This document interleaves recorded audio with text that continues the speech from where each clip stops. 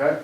But I really would like the supervisor to address the issue about what was said on March 13th, and you gentlemen, to including the supervisor, to let me know when we can sit down and you guys can speak to the camera about all those questions that I've been asking over the last 6 months. Thank you. Thanks for your thoughts.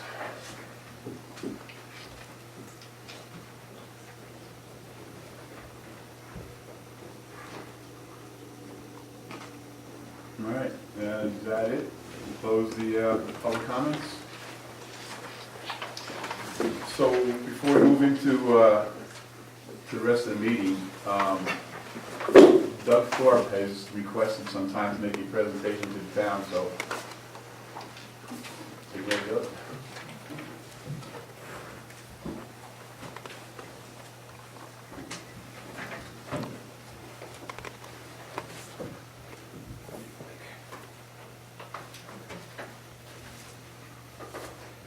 So, most of you know who I am. My name is Doug Thorpe. I live in the north part of town on Reynolds Road. Just gonna get some of these stuff out here. Sure. You can just pass it down if you want. One for each.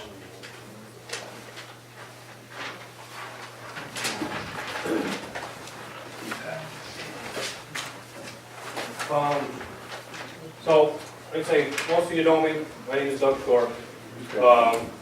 Been a community volunteer in this town. I moved to this town about 20 years ago. Back in '97, started volunteering.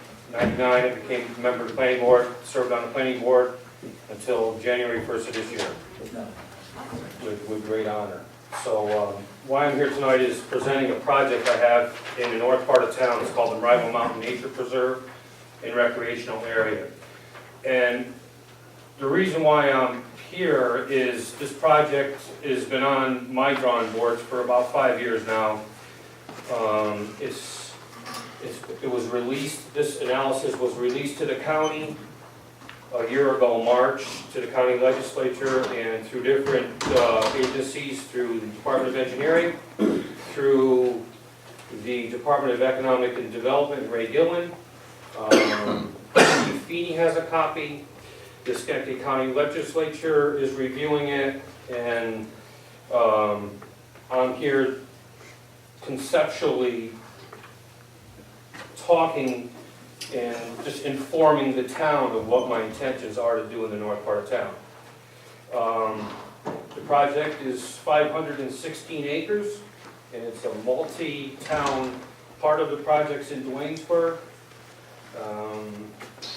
219 acres of mine is in Duanesburg, and 296 acres is in Princetown. So everything I do in Duanesburg, I do in Princetown. I did the same presentation last week in Duanesburg to their town board.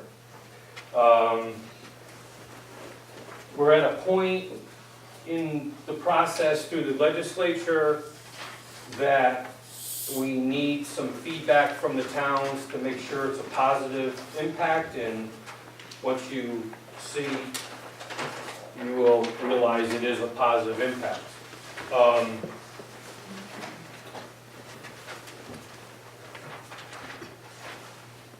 It is allowed by zoning in both towns. And a year ago, I met with the Duanesburg Planning Board Chairwoman, Sandra Scott, and Dale Warner, to give them an early view of the project, as I did with Pat Bishop and Dan Marciniak when this project first came out.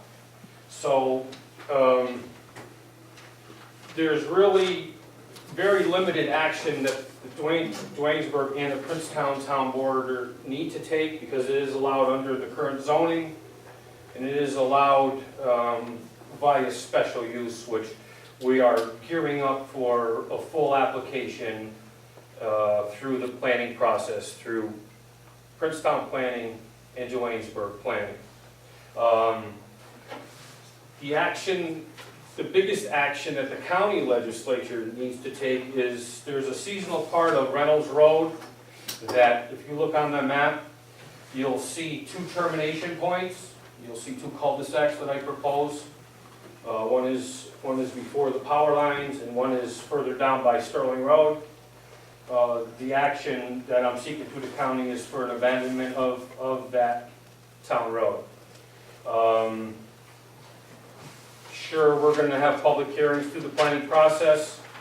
One of the proposals in the analysis that took me 2 years to write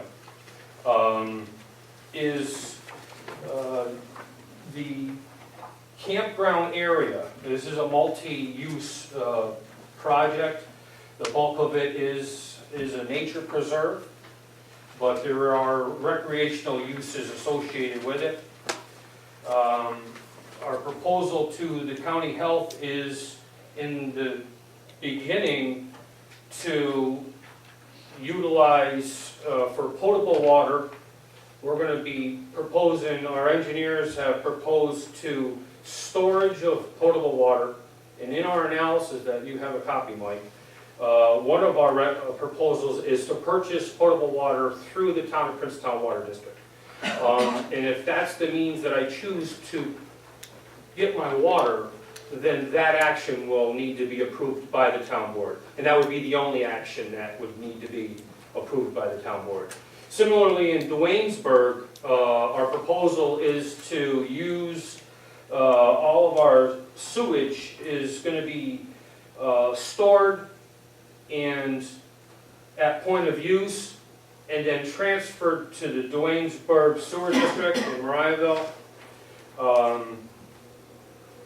Last week, the Duanesburg Town Board was very receptive to the project, very receptive to allowing me to transfer effluent to their facility. They need the revenue, just like our town water district needs the revenue. So we have more than enough pumping capacity to, we don't have any numbers on how much we're going to, our usage yet. So that's kind of a brief overview of what I'm here for. There is a few things I do want to read. I don't want to take a lot of everybody's time by you know, reading the whole document. There's some very important things in here that we wrote. First and foremost, this has been, you know, an ongoing thing, and we've compiled a ton of information and data.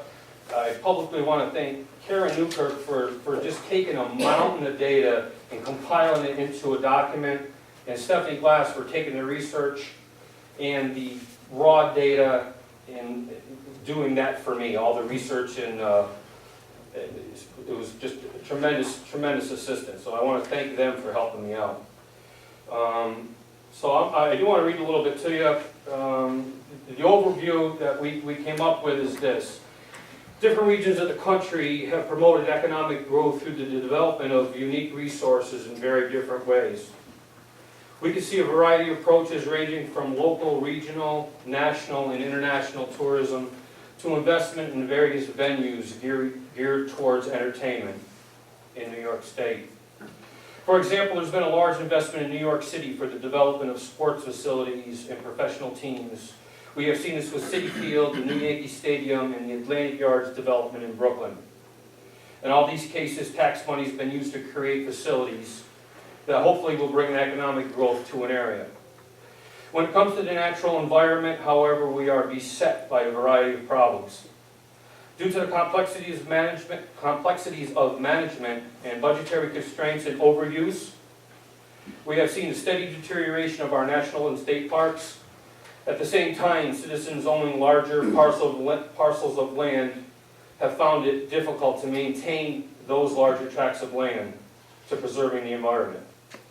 Some states like New Hampshire have relied on an ingenious system in which landowners with more than 10 acres of land, they can claim current use under their tax code by providing access to their land for recreational uses, and they will not be taxed on anything over 10 acres of land. This has helped preserve the larger tracts of land in New Hampshire. The Mariahville Mountain Nature Preserve and Recreational Area offers unique and new ways to provide economic growth and create a new form of local tourism that will help promote the natural environment. The site description, and I'm going to try to be as brief as I can, but this is pretty important. This is a pretty big project. The proposed location for the Marival Mountain Nature Reserve and recreational area is on contiguous land of 516 acres. It's located east of State Route 160 and north by northwest of Marival Lake. A site location map is provided in the analysis. The proposed areas of natural and ornamental quality for public education, outdoor recreation, picnicking, camping, nature trails, and wetland protection. This talks about the history of recreational land uses in Marival. Marival Lake and its surrounding area has been a recreational destination for over 100 years. Starting to become a summer resort just after the 20th century, it flourished for many years with numerous camps and supporting businesses. As the 21st century approached, lakefront values skyrocketed, and most, if not all, the summer camps were converted to year-round homes. If anybody's been up to Marival, you can understand what I'm talking about there. This was the end of the summer destination area. Today, Marival Lake has virtually no public access left for recreational uses. With the implementation of the Marival Sewer District in the early 2000s, the lake has begun to cleanse itself from the years of contamination. In this time of transition, it is imperative that we utilize the natural open spaces that are available to us with the redevelopment of the economy in Duanesburg, Princetown, and Schenectady County. This chapter is open space conservation planning. This is very important. An important reason for increasing recreational pursuits on private lands has to do with the inability of public lands to meet all the nation's recreational needs. The increased demand for recreational land has resulted in public park overuse and degradation of natural resources. Due to this increase in national polls and actual visits to national park facilities, the President's Commission made important recommendations, and the report basically recognized the role private land must play in satisfying both current and future demands for outdoor recreational opportunities. As population grows, the demand for leisure space and recreational opportunities will increase. This is increasing the importance of private land use for these recreational purposes. There are several areas of potential impact that this project foresees. The environmental benefits are mostly intuitive: increase and protect biodiversity and protect important habitats. The value of biodiversity can be difficult to quantify. Researchers have categorized these values and how people benefit from them. A, direct use value. B, ecosystem services. C, improvement of recreation and aesthetics. And D, important, the benefit of existing. And that is defined as the willingness people will pay to keep something from becoming extinct. These qualitative benefits are important aspects to land preservation and illustrate how protecting and preserving natural lands for more traditional reasons, habitat protection, recreation, conservation, often overlap with the biodiversity. A less definable environmental benefit is the idea that having access to parks and natural lands reminds people to act more environmentally responsible. Land preservation can change behavior. This is reflected in the growing ecotourism industry. The U.S. Fish and Wildlife Service estimates that in 1995, 29 million people visited over 100 national wildlife refuges, generated $245 million from non-consumption uses. Quality of life in the community is also impacted. Locally, residents will have access to facilities in a much closer proximity than they used to be. Community character will also be maintained in Princetown and Duanesburg. Visitors to the preserve will experience a community-based feel to the atmosphere. Camping sites and activities will be set up to encourage people to mingle, meet new people, and work together towards a common goal. And these goals can be guided and unguided nature walks, family-style meal options, cooperative educational opportunities, community farming and gardening, and live entertainment. We're big on educational. I'm proposing on this project, I'm really stressing the educational end of this. And that's why I talked about educational opportunities here. And the educational opportunities is the goal of environmental education is to create a world population that is aware of and concerned about the environment and human impacts on the environment. An environmentally educated population will have the knowledge, skills, attitudes, motivations, and commitment to work individually and collectively towards solving current problems and preventing new ones. It is also important to help people become more informed about natural resources, their consumption, and the impacts of humans on the availability of such natural resources. This encourages whole system management of natural resources to encourage healthy ecosystems and the availability of these resources for future generations. Currently, there is only one environmental education center in Schenectady County, and it's the Schenectady Horticulture Educational Center, and it's located in Central Park down in the city of Schenectady. And it provides instruction about public and gardening and horticulture in general. It provides a great opportunity for citizens of our county. However, there's a very limited range of activities given the urban location and type of programming currently offered. The need for a more cohesive and comprehensive opportunity within our county is great. The Marival Mountain Nature Preserve will be able to service our county and surrounding region by providing a location for day-use school trips, ARC field trips, Girl and Boy Scout meets, family vacations, weekend getaways, and much more, while integrating recreation with education. The possibility for outdoor education are abundant and can include specific programs for children and adults with disabilities. An example of the education plan is in Appendix C. Wetland mitigation is an also important factor. The project is interested in developing an area for the mitigation and transfer of jeopardized wetlands in and around Schenectady County. Part of the current project lies within the freshwater wetlands, the RG2 complex. The project would welcome the endangered wetlands to be transferred to our location, and an engineering analysis will be provided when we're ready to do that. Since late 2007, there's been a slow deterioration in the economy, which has affected all aspects of our towns and communities. Consolidation and relocation of corporate America continues to affect all of our local communities. A nationwide trend is happening with families and individuals vacationing and relaxing closer to home. With fuel prices continuously on the rise and unemployment rates higher than average,